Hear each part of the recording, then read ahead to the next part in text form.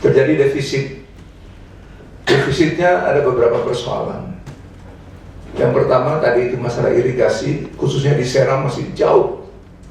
Ya, Seram yang ada, padahal sana yang paling luas.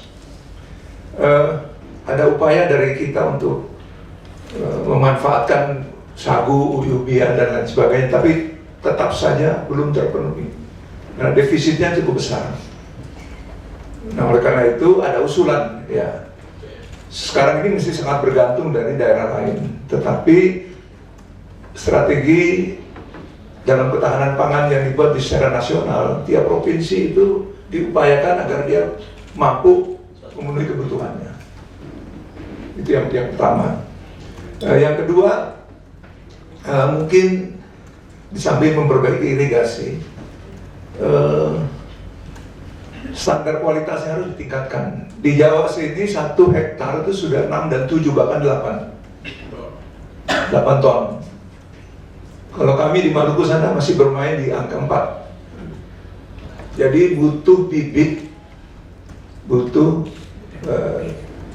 pupuk, ya. Jadi sebenarnya ini, ya, jadi sehingga bisa terpenuhi kebutuhan ini.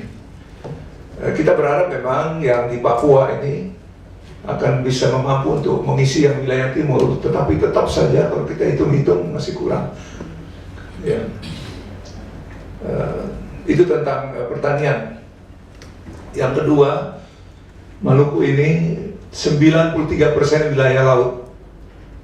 Artinya kehidupan daerah masyarakat Maluku itu sangat bergantung pada laut. Tapi justru di sini ada persoalan.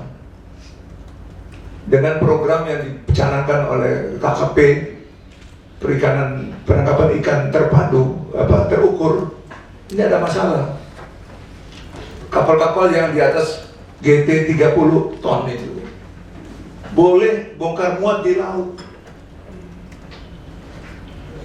Nah, jadi itu satu, boleh bongkar muat di laut, diizinkan satu. Yang kedua,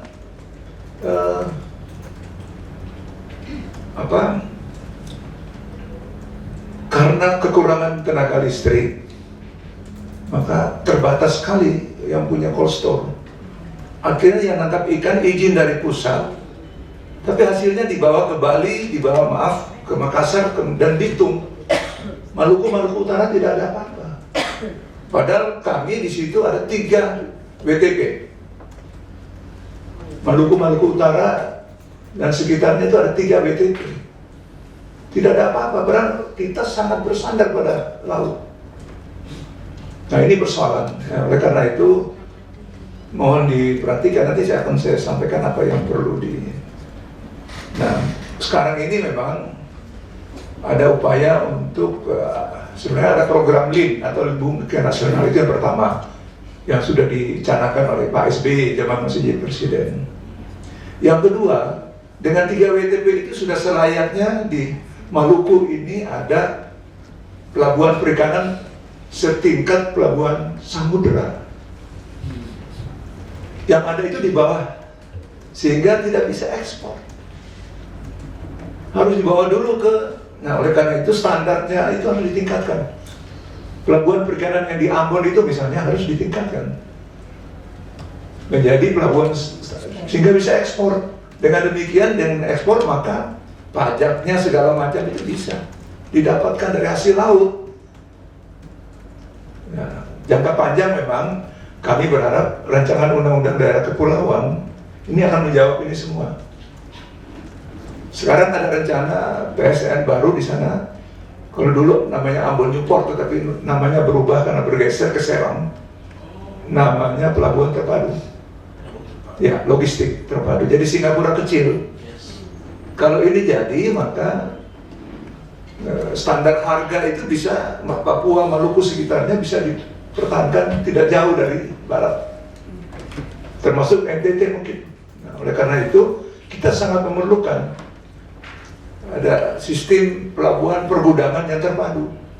Jadi orang Ternate, orang Papua tidak perlu minta supermi sembako dari Jawa, langsung dari Ambon aja, dari Maluku. yang sekarang direncanakan di Seram. Jadi mohon dukungannya. Jadi ini mungkin nanti bisa dicantumkan apa. Kemudian masalah listrik, saya tidak bosan-bosan. Alasannya karena memang stok bahan baku untuk listrik di kawasan timur Indonesia ini sangat kurang dibandingkan dengan yang di barat. Apa yang terjadi? Industri tidak ada yang tumbuh di timur. Kalau industri tidak tumbuh, ekonomi tidak tumbuh. Ekonomi tidak tumbuh, tenaga kerja tidak bisa diserap. Nah, oleh karena itu, secara strategi kita harus mendukung program yang dibicarakan oleh Pak Presiden Prabowo dengan Putin, yaitu nuklirisasi listrik di kawasan barat, pulau-pulau besar, Kalimantan, Sumatera. Kalau Jawa penduduknya padat. Dua itu kalau sudah bisa dengan Sulawesi pakai nuklir, nah bahan baku yang ada di barat ini bisa bergeser ke timur. Karena stok terus terang terbatas. Kelangkaan bahan bakar yang sering terjadi, terutama minyak tanah. Kenapa minyak tanah? Stok yang diberikan adalah untuk kebutuhan rumah tangga. Tetapi percaya, semua kapal yang angkutan transportasi rakyat menggunakan minyak tanah. Sementara stoknya tidak terhitung. Mungkin NTT juga sama mungkin. Nah, oleh karena ini persoalan. Dan saya minta agar ini menjadi perhatian dari kita, agar bukan hanya Maluku tetapi beberapa provinsi kepulauan ini punya masalah bisa kita selesaikan sekaligus. Ya. Saya kira itu. Terima kasih. Baik, terima kasih.